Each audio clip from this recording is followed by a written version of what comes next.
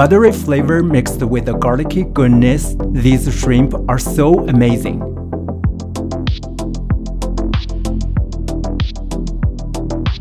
Hi, today we're making garlic butter shrimp.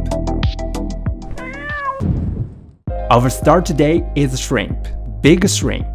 Use a knife to cut through the middle of the shrimp, all the way to the tail, but don't cut it off.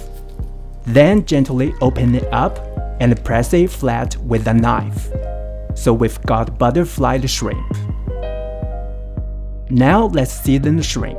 Freshly ground black pepper, a little bit salt to taste, and marinate for 10 minutes.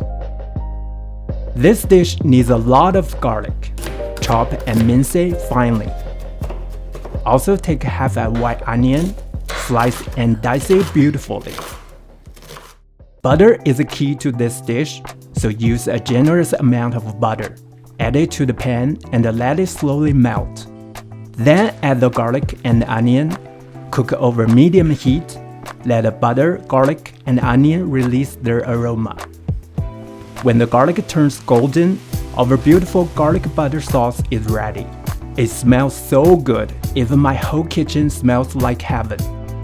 Now grab a large pan, drizzle in some oil, lay the shrimp flat with the shells facing down, spoon some garlic butter sauce onto each shrimp.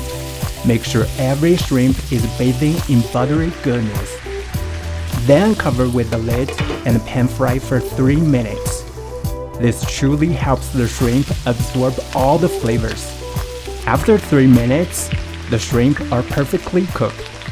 Transfer them to a plate, sprinkle some parsley or cilantro, and squeeze some lemon juice on top.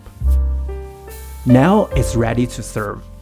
Let me take a first bite. Wow!